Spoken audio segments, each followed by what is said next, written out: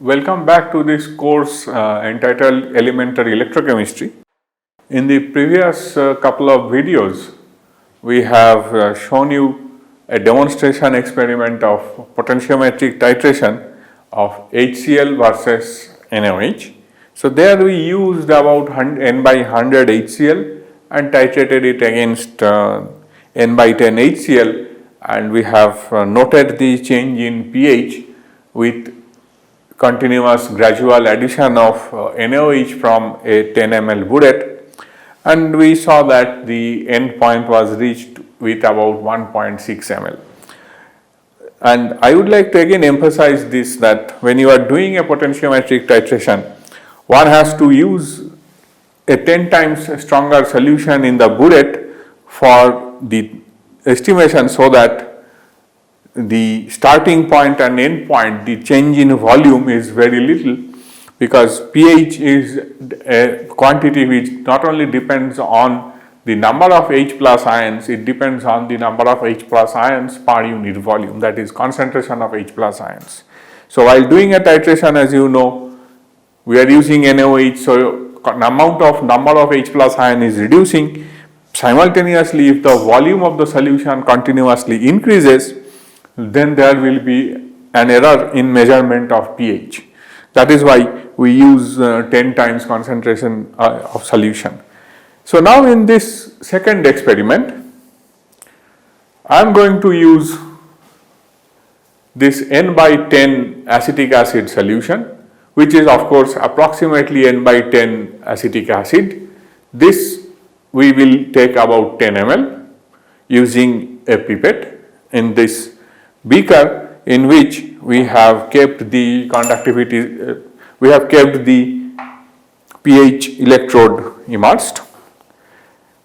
We will use this pipette pump as before to pipette out exactly 10 ml of acetic acid solution.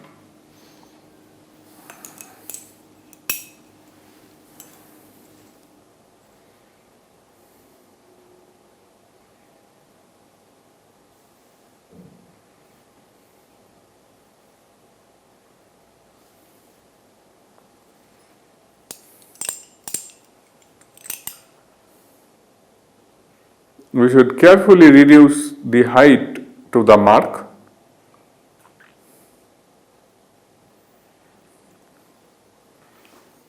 And then transfer this acetic acid solution to this beaker in which we will be doing the titration.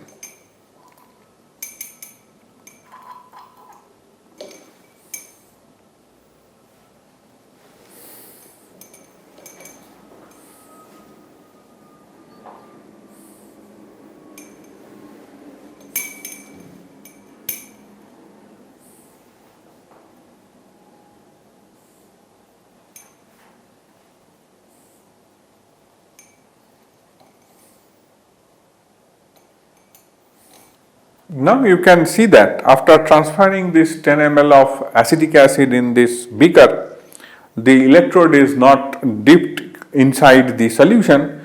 So we should add sufficient amount of water to make sure that the electrode is immersed and the pH meter reads the correct pH of this solution.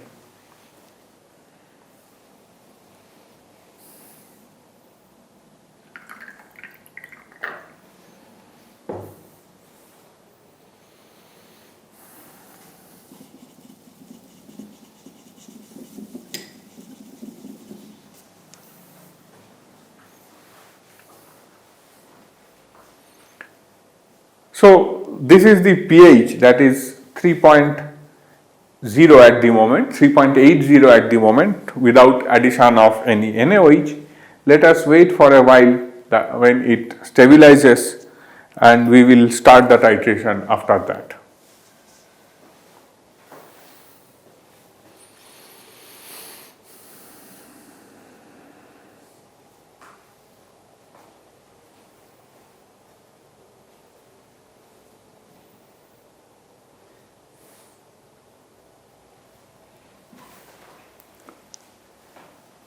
Let us note down this value as before addition of any NaOH, that is volume of NaOH is added 0, added volume of NaOH is 0 and the pH is 3.74.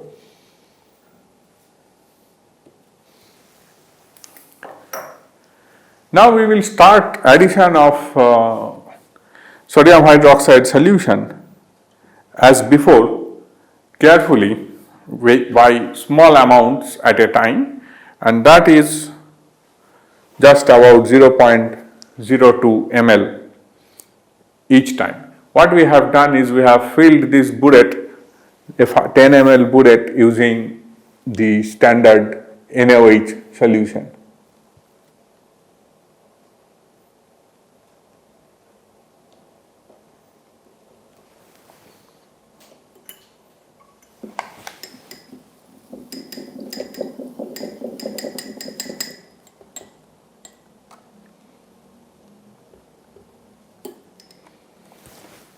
So after adding 0.02 ml of NaOH, we need to write down the pH of this solution, which turns out to be 3.79. If you remember, in the previous experiment when we had done it using this strong acid HCl, our starting pH was much less, it was like 2.7, and here the starting pH itself is like 3.74. So like before, we should continue addition of NaOH each time by about 0.02 ml, very carefully, one drop at a time, and then shake the solution well and let it equilibrate to give you the changed pH after addition of every 0.02 ml of solution.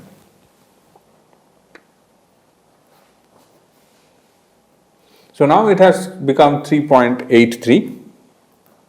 So what we see is the pH is increasing, but it is increasing very slowly, which is always expected, and we add some more drops of NaOH.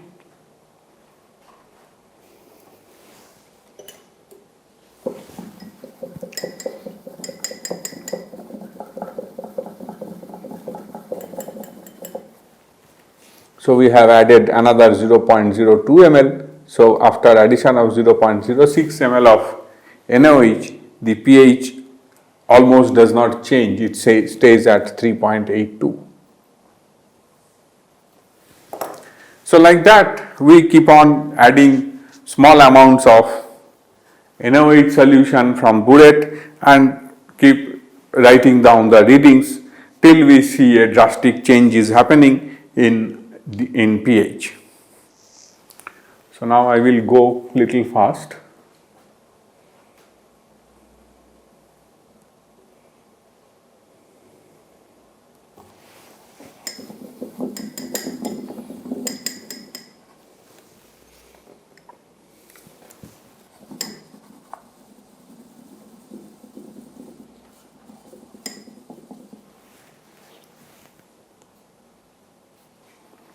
So gradually I have added 0.02 ml in each step, and now I have reached a value 0.20, that is 0.2 ml of NaOH, and current pH that you can see is 4.08.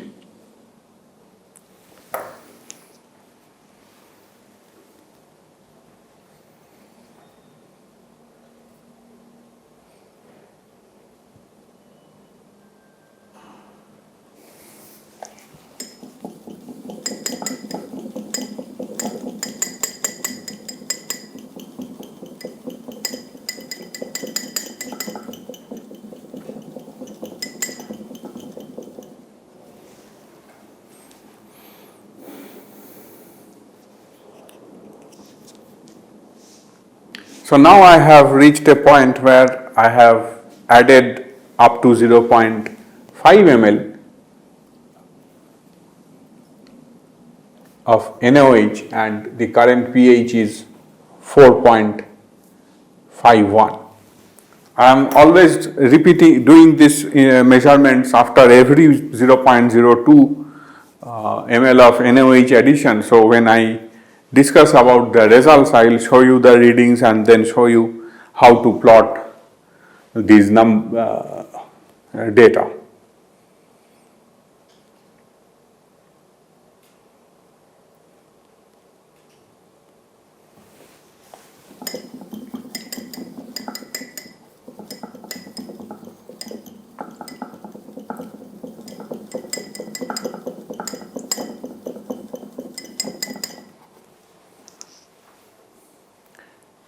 Now I have reached 0.6 ml of NaOH and the corresponding reading is 4.66, that is pH is increasing. So you can see that from 0 up to 0.6 ml there is an increase of about 0.6 plus 0.3 about 0.9 in pH by addition of 0.6 ml of NaOH, and we are nearing a point where there may be a sudden jump. So we should be more careful and add small amounts every time as usual. Let the electrode equilibrate and then give you the correct pH when the equivalent point reaches.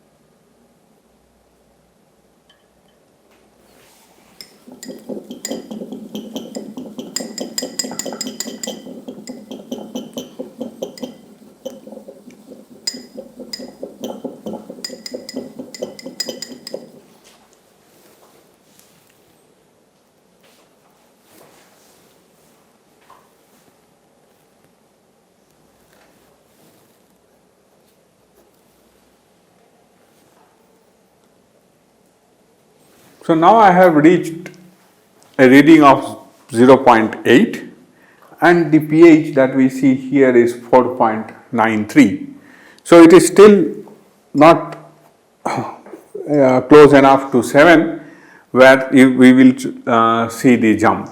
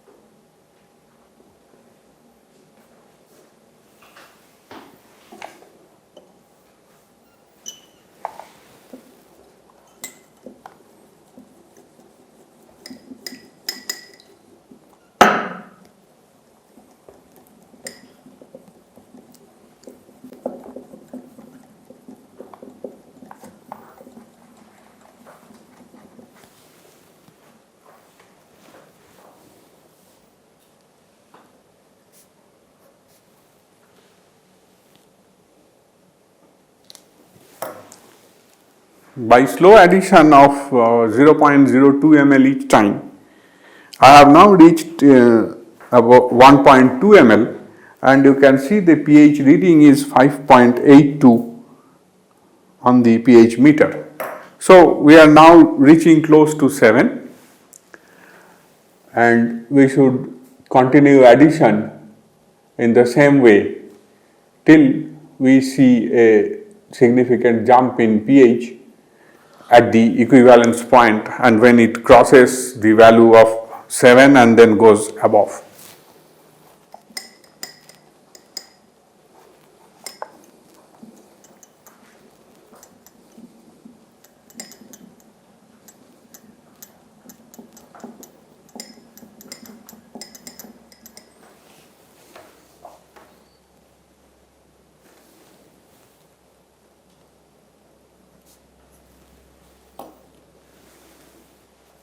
So now I have reached a point of 1.3 ml where you can see the pH has increased to 6.23.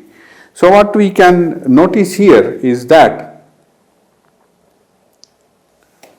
in case of HCl, this increase towards the equivalence point was more sharper than this one, and it is gradually jumping from 5.44 to 5.82 to 5.23 over a range of about 0.2 ml, that is between 1 ml and 1.3 ml. So we should keep adding small fractions and check the pH at every step that we add.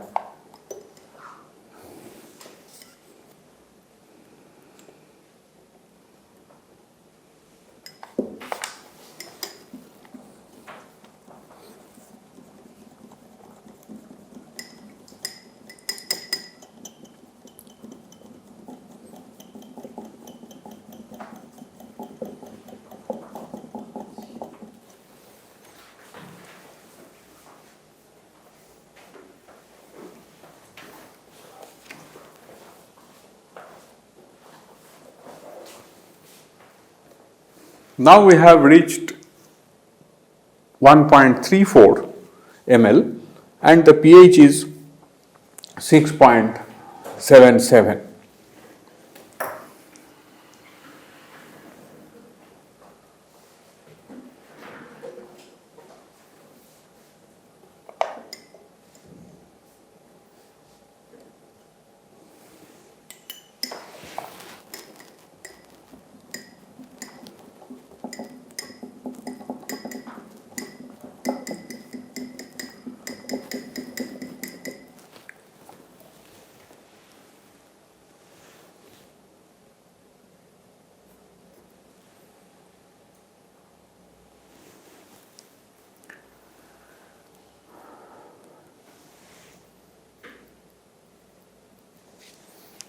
So now we have just crossed the pH value of 7 at about 1.38 ml. Now the pH is reading 7.25.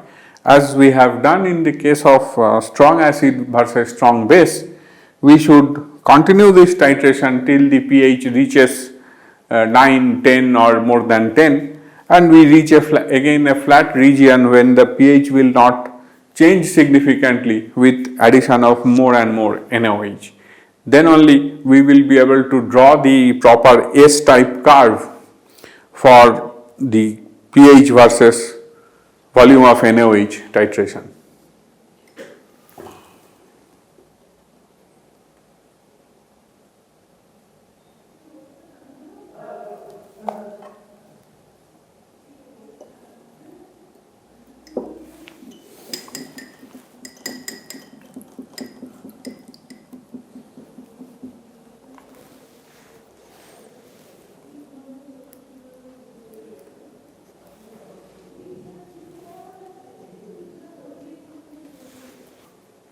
So now I have reached 1.42 ml and the pH is 7.91.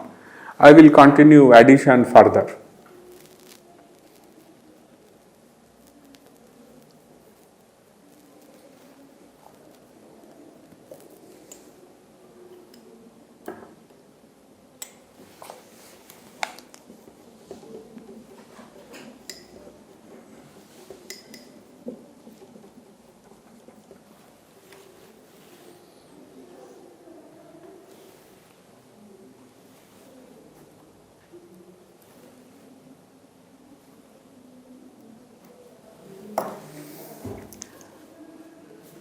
So by stepwise addition of 0.02 ml each time, now I have reached a point 1.50 ml.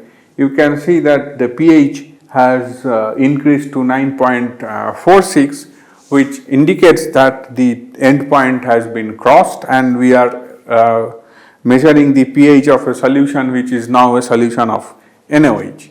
So we should continue taking 3 or 4 more readings so that the pH crosses 10 and then the pH does not change with addition of more and more NaOH in this solution. Then the S-type plot will be will look nice.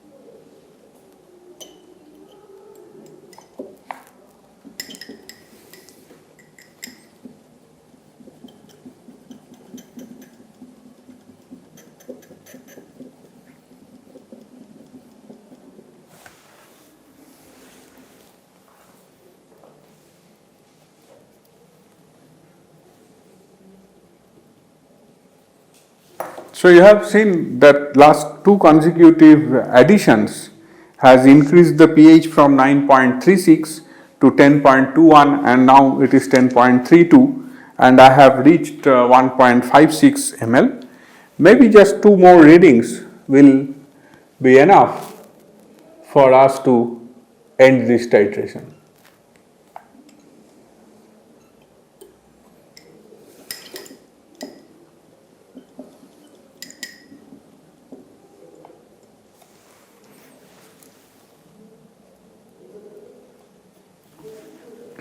Now I have reached 1.6 and you can see the pH is not increasing as it was increasing about the time when it was going through the equivalence point. It has increased to 10.40.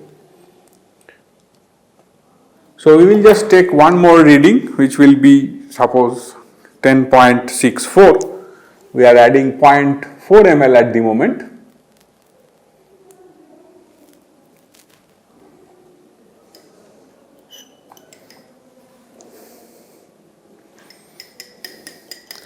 Remember that after every addition of very tiny amount of NaOH, you have to shake this solution well so that the solution becomes homogeneous. The NaOH that has been added is distributed throughout the solution and the pH that we read is the pH of this solution. So now I have reached 1.64 ml and the pH is 10.47. So what we see over the last four readings, if you look at, then we will see that the readings are 10.21, 10.32, 10.40 and 10.47 over a range from 1.54 to 1.64 ml of NaOH, that is over a range of 0.1 ml of addition. This indicates that we have reached a plateau for the pH curve towards the high end of pH. So what we started is with 3.74, slowly increased the pH near the equivalence point, it jumped up and then towards the end it has again become flat. So with this kind of data when you have got, one can plan and stop the experiment and start plotting this data, and then as you have learnt in the theory class, we will have to plot delta pH versus volume of NaOH to find where the jump is maximum, and from that point we will determine the end point of this experiment, end point of this titration. Now this acetic acid is a weak acid, which essentially means that it does not dissociate completely. So one can determine the pKa of this weak acid from this potentiometric titration curve. This we will discuss in the theory part of the lecture. I hope you have followed this experiment and you will be able to do this experiment in future, and in the next experiment we will demonstrate the acid base titration using a dibasic organic acid, where you can understand that there will be two pKa values and there will be two sudden increments in pH during the titration. Till then, goodbye. Thank you.